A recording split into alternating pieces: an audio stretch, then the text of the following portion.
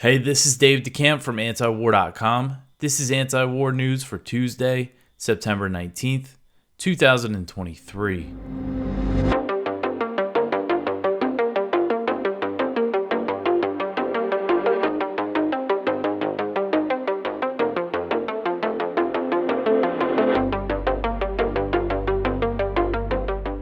All right, first thing, I just want to go over a few stories from the weekend. Since I took a long weekend, I missed some stuff, and it was pretty heavy news days that I took off. So I just want to go over a couple things here. So this is from Monday's page at antiwar.com. And the top story on Monday was Russia saying that the U.S. is at war against us. And so, we've seen this throughout the war. Russian officials say that, they believe the U.S. and the West are directly involved in the war in Ukraine. But these comments from Russian Foreign Minister Sergei Lavrov just seemed a little more explicit. So Kyle Anselin wrote this up. And I just want to read the quote from Lavrov. He said, quote, "No matter what it says, the U.S. controls this war. It supplies weapons, munition, intelligence information, data from satellites. It is pursuing a war against us," end quote. So, of course, if Russia thinks that the U.S. is waging a direct war against it, it has all sorts of implications for potential retaliation. And it's just, I think, really important to remind people how serious this thing is, how involved the U.S. is in this war and what they perceive in Moscow. And another story here, the Senate Armed Services Panel is investigating Elon Musk. Senator Jack Reed said that he is leading an aggressive probe into Elon Musk and SpaceX's role in the American war industry. And this investigation stems from an incident where SpaceX declined a request from the Ukrainian government to extend the range of Starlink for an attack on Russia. So this was that incident in September 2022. And of course, instead of investigating the corruption in Ukraine or the waste when it comes to the aid, how involved the U.S. is in attacks inside Russia, this is what the Senate is choosing to investigate. And now, since that incident, the Pentagon signed a contract with SpaceX. So we assume, we don't know the details, but the U.S. probably has much more control over SpaceX Starlink services in Ukraine. All right, so another thing that I want to mention here, as the U.S. sends cluster bombs to Ukraine, 3 more countries destroy their stockpiles. This article is from Brett Wilkins. And so there was an 11th meeting of parties to the 2008 Convention on Cluster Munitions. That's the treaty that bans cluster munitions, and there are 112 nations are a party to the treaty. Bulgaria, Slovakia, and South Africa announced that they had completed the destruction of a combined 9,582 cluster bombs and 585,000 bomblets. So those are the small submunitions that are packed into each cluster bomb. So you see the world working to destroy these weapons as the U.S. is shipping hundreds of thousands of the artillery shells packed with cluster bombs to Ukraine. Another one here, going down a little more. The Saudis invited the Houthis for talks to end the conflict in Yemen. So this is something I haven't really covered in a while. This article's from Middle East Eye. But this is a good sign because the war in Yemen, between the Saudis and the Houthis is still technically not over. There's been kind of a de facto ceasefire going on, but it always has risks of falling apart. So it's good to see that the Saudis invited a Houthi delegation to resume talks about ending the conflict. And then the last one here is an article from Connor Freeman about how Niger, Mali, and Burkina Faso have established a military alliance. They signed a charter establishing a mutual defense pact. So when ECOWAS was threatening to intervene in Niger, Mali and Burkina Faso, they said that they would consider, an ECOWAS attack on Niger as an attack on themselves. So now they formalized that. So this goes to show that if there is an ECOWAS intervention, it will, spark a major regional war. So that's it. All the stories I just wanted to hit quickly from yesterday that I missed. And now to get into today's page. So the first story at the top of antiwar.com, House Speaker Kevin McCarthy to meet with Zelensky. So House Speaker Kevin McCarthy told reporters on Monday that he will meet with Ukrainian President Volodymyr Zelensky in Washington this week as Congress is debating new spending on the proxy war in Ukraine. So Zelensky actually arrived in New York on Monday, so he's in the U.S., and in New York he will attend the UN General Assembly, and after that he's headed to Washington where he will visit the White House and Capitol Hill. So Zelensky's visit comes as Congress needs to pass a funding bill by September 30th to avert a government shutdown. Democrats are looking to include the $24 billion in additional spending on the Ukraine war that President Biden recently requested. So they want to include that in a stopgap funding bill to avert a shutdown. But McCarthy, the House Speaker, Republican, he's put forward a continuing resolution for the short-term funding bill that does not include the money for Ukraine, and that bill is going to be dead on arrival in the Democrat-controlled Senate. And McCarthy is also unsure if this resolution will pass by the House, as some Republicans are coming out against it due to spending levels. The more conservative Republicans that want to cut spending, they're against it. And because all the Democrats are expected to vote it down, McCarthy can't really spare many Republican votes. About a dozen Republicans have signaled that they'll vote against it, and if he loses 4 Republican votes, then he won't be able to get the bill passed. So he's struggling with this thing as Zelensky is coming to town to make a pitch for more Ukraine aid. So McCarthy was actually asked by reporters if the Zelensky visit will make a difference, and he said no. And the reason why McCarthy is doing this, it's not, he's been a staunch supporter of this proxy war in Ukraine this whole time. He was wearing a big Ukrainian flag in Congress one day, if you've seen that picture of him. But the Republicans in the House, which is a small but significant group, kind of a loud minority, they have a lot of power over McCarthy. If he loses too much Republican support, then his speakership will be threatened. And this is mainly members of the Freedom Caucus. So ultimately, this aid is going to be passed in some way. It's not going to be as soon as the White House wants it or as soon as Chuck Schumer and the Senate wants it. They're just going to make it a headache for them. But it's kind of interesting what's going on here. And we'll see how it plays out and how influential, Zelensky can be on these Republicans. Is his visit going to make any difference for some of these Republicans that are against continuing to fund this war? Because still, ultimately, the majority of Republicans still favor spending more money on this war. But, there's more and more Republican voters are against it. So hopefully that makes a difference. All right, so the next one here, Zelensky fires top-ranking defense officials ahead of his trip to the United States. So this article is from Kyle Anzalone at the Libertarian Institute. Zelensky is really cleaning house. He has dismissed 6 high-ranking military officials. They were the deputy defense ministers, all the deputy defense ministers. And this comes as he is planning to travel to Washington to lobby Congress to pass a multi-billion-dollar funding package for Kiev. So the permanent representative of the Ukrainian cabinet of ministers announced that the 6 deputy ministers had been fired on Telegram. They were fired 2 weeks after Defense Minister Alexei Reznikov was sacked over corruption. So the newly appointed defense minister did not explain the reason for the recent terminations. According to the New York Times, Zelensky made the move to give the appearance of working to tackle corruption before he directly appeals to Congress for a new multi-billion-dollar aid package.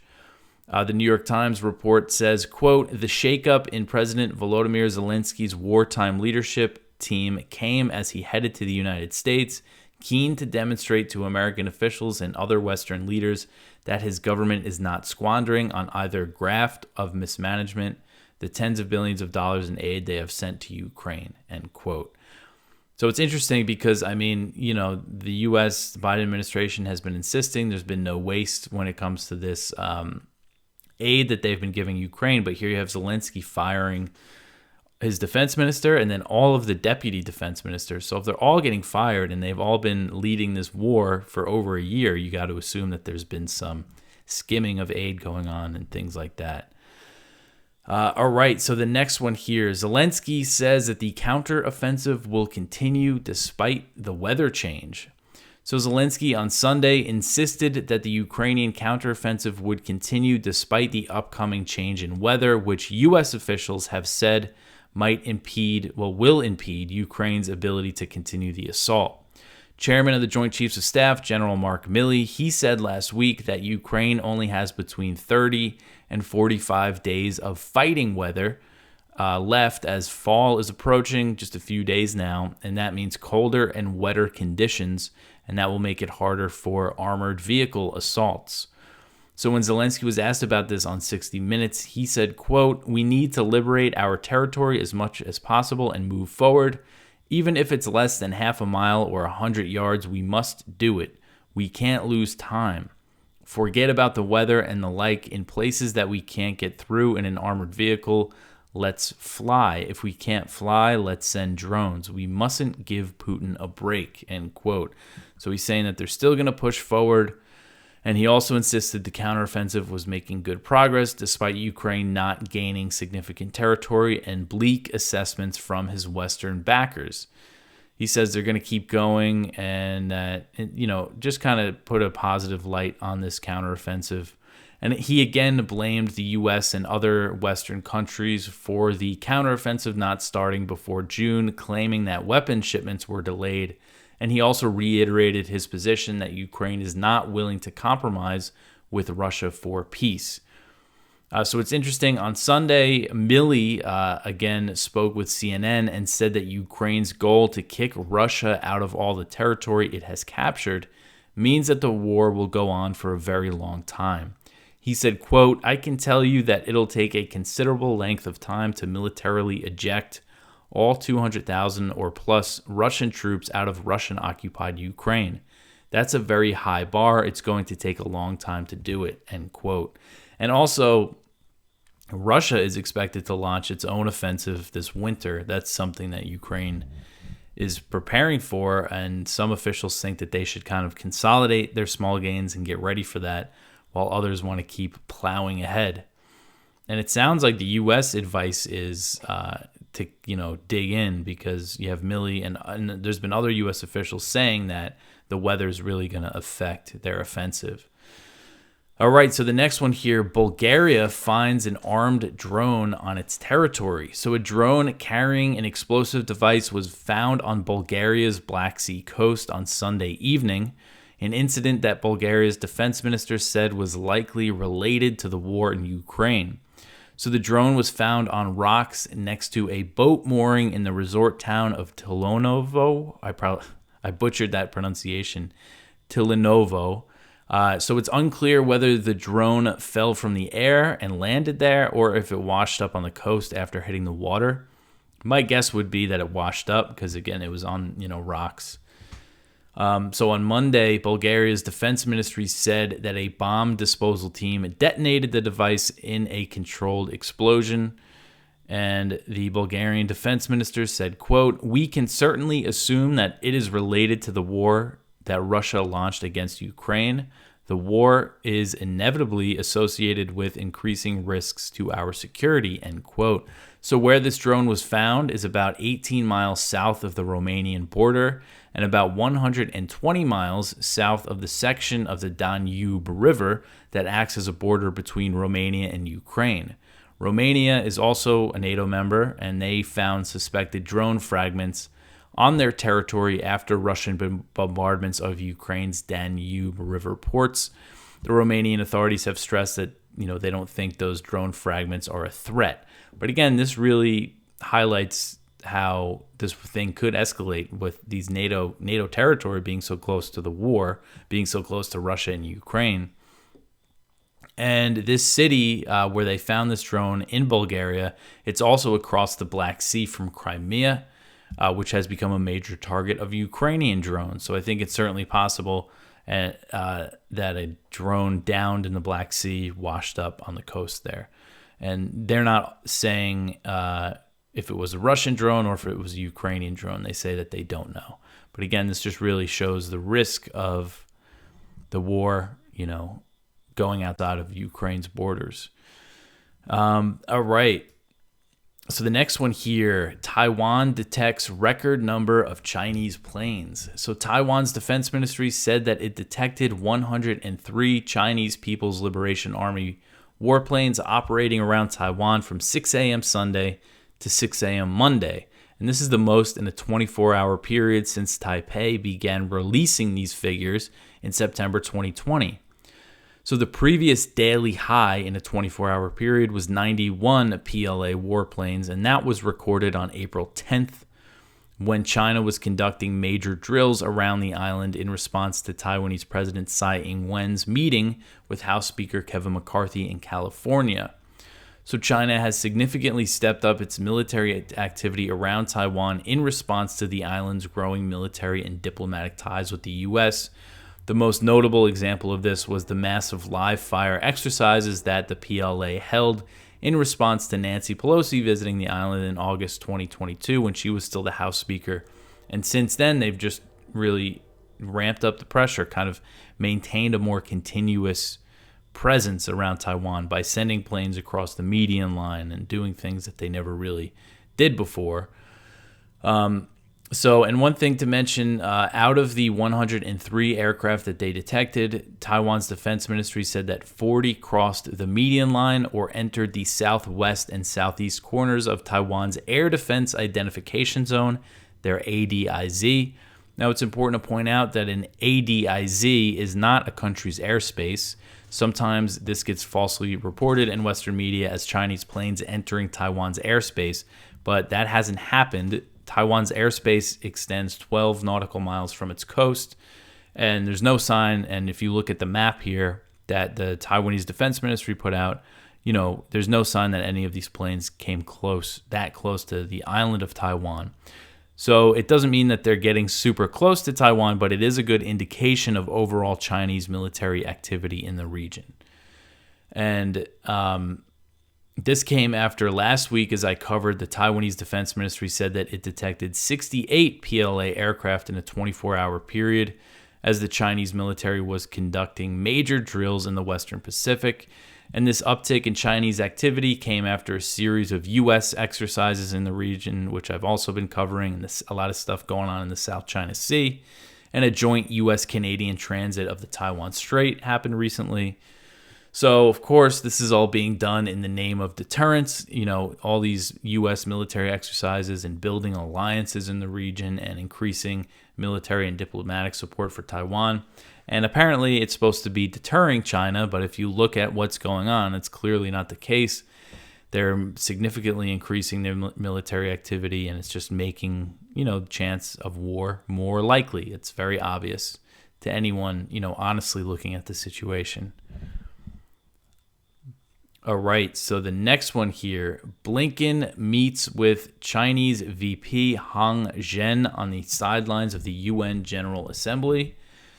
So more talks between the U.S. and China, more high-level talks. This is from the South China Morning Post.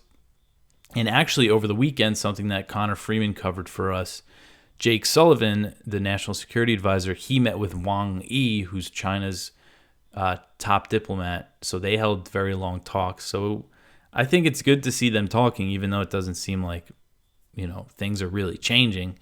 But dialogue, at least, is good. So Chinese Vice President Zheng and U.S. Secretary of State Antony Blinken struck conciliatory notes at the start of a meeting they held on the sideline of the UN General Assembly in New York on Monday.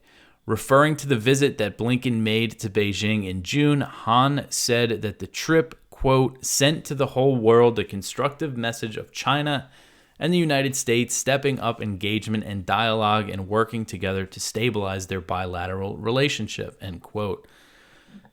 He also cited the meeting between President Biden and President Xi Jinping that was held in Indonesia last year and asked for more concrete action to deliver on the common understanding between our leaders for the sound and steady growth in China-U.S. relations. So again, I think it's just good to see them talking, but I just don't really have much confidence in the Biden administration's, I just don't believe that they're really serious about resolving issues with China. They just want to keep turning things up, but, maintain the dialogue so that they could say that they're managing the tensions. That's kind of been the line from them. So Blinken told Han, quote, "It's a good thing that we have this opportunity to build on the recent high-level engagements that our countries have had to make sure that we're maintaining open communications and to demonstrate that we are responsibly managing the relationship between our two countries," end quote. So you see, he says that they're managing the relationship, not really working things out. All right, so the next one here, Iran frees 5 Americans as part of a prisoner swap deal. So 5 Iranian Americans arrived in Qatar on Monday after being released by Iranian authorities as part of a prisoner swap deal between Washington and Tehran that was mediated by Doha and unfroze $6 billion in Iranian funds. So the 5 Americans were greeted by U.S. and Qatari officials and given a brief medical check, and then they boarded a U.S. government plane headed for Washington. In exchange for Iran releasing the Americans, the U.S. released 5 Iranians and dropped charges against them. 2 of the released Iranians also arrived in Qatar on Monday, and they are headed back to Iran. According to the Iranian Foreign Ministry, the other 3 are not returning to Iran. 1 will join his family in a third country, and 2 decided to stay in the United States. According to Iran's press TV, Iran's central bank chief said that the $6 billion in Iranian oil revenue that the U.S. agreed to release was now in Qatar. The money was transferred from South Korea, where it was frozen in 2018 when the U.S. tore up the nuclear deal known as the JCPOA by reimposing sanctions on Iran. So the prisoner swap suggests that there may be room for more diplomatic maneuvering between the U.S. and Iran, but the Biden administration is downplaying that idea. Basically, the officials saying that there's not really anything going in that direction. At the same time, there could still be back-channel talks because Congress is super hawkish on Iran and against any of this, any diplomacy, essentially. Virtually all Republicans and enough Democrats are against it that the Biden administration would run into a lot of opposition if they were, working towards some new nuclear deal with Iran. All right, so the next one here, the U.S. to establish a Space Force base in Japan. So the U.S. is planning to open a Space Force command post in Japan as it's looking to increase its space capabilities in the Indo-Pacific region as part of the buildup aimed at China. So last year, the U.S. established Space Force command posts in Hawaii and South Korea, and those both fall under U.S. Indo-Pacific Command. So when President Biden hosted the leaders of South Korea and Japan at Camp David last month, the 3 nations agreed to increase space cooperation, and now we see them moving to open a Space Force base in Japan. So Major Charles Taylor, Deputy Commander of Space Forces Korea, he told Stars and Stripes that there was already a small number of Space Force members, which they call Guardians, in Japan. Taylor declined to say where the Space Force Command would be located or how many personnel will be stationed there. So the U.S. military has said that the purpose of its Space Force in South Korea is for space operations, services such as missile warnings, and satellite communications with the region. So Chinese military experts told the South China Morning Post that this kind of activity in the U.S. establishment of Space Force outposts in East Asia would fuel a U.S.-China space race. So they quoted someone named Zheng Xiangpin, who's a former People's Liberation Army instructor. And Zheng said, quote, "The new deployment shows Joe Biden's administration is continuing Donald Trump's space strategy of building the Space Force as a powerful arm with both offensive and defensive capabilities, but it will encourage the militarization in space and lead to an arms race in outer space among capable countries, especially Washington and Beijing," end quote. So they also quoted Ni Lexong, who's a professor at Shanghai University of Political Science and Law. And Ni said, quote, "The Space Force bases are not only aimed at China's most powerful strategic weapons, such as intercontinental ballistic missiles and anti-satellite systems, but also helps interfere with the joint operations of the PLA's missile force, Navy, Air Force, and strategic support force," end quote. So really, I just included that to say, this is how China's going to view it, and they're going to, react in some way. All right, so the last one here is an article from The Intercept, and this is an interesting thing here. So it says that the U.S. helped Pakistan get an IMF bailout for a secret arms deal for Ukraine, and this is revealed by leaked documents. And this is reported by Ryan Grimm and Murtaza Hussain, and they're the two that broke the story. They had that secret cipher that showed the U.S. pressured Pakistan to oust Imran Khan, who's currently under arrest, because of his what the U.S. called his aggressive neutrality in Ukraine.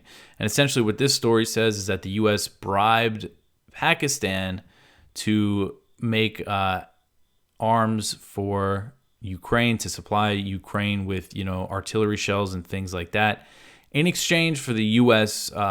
Giving the okay to the IMF to give them a loan bailout. And then the authors of this article point out that after that, there's been this crackdown against Khan and all of his supporters, and they're pushing back elections in Pakistan. And this is all being enabled by, this support from the U.S. and the IMF. And again, so this is based on sources speaking to The Intercept, and then they also have leaked documents backing up what they were told. And the documents describe munition sales agreed to between the U.S. and Pakistan from the summer of 2022 to the spring of 2023.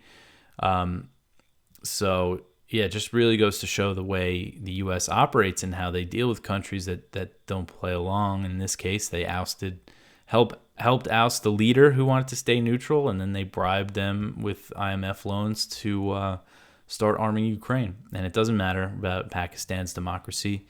All that talk about the rules-based order is just a bunch of nonsense. But that's it for the news for today. Go check out our Viewpoints. One from Dennis Neely. Elizabeth Warren owes Musk an apology. One from Ted Snyder. The war in Ukraine cannot end until the U.S. allows talks. One from Norman Solomon. Biden is the latest president to tout the Vietnam War as proud history. One from Doug Bandow. A foreign policy for a republic. And the spotlight is from Bryce Green. Hyping Ukraine counteroffensive. U.S. press chose propaganda over journalism. And that's over at FAIR. So go check all that out. That is everything. You could always help the show just by liking and subscribing on YouTube, or if you watch on Rumble or Odyssey. Things like that really help out. Share the show. Tell your friends about antiwar.com. Share it on social media. Follow us on Twitter. But that's everything for me for today. I hope everybody had a good weekend. I'll be back tomorrow. Thanks for listening.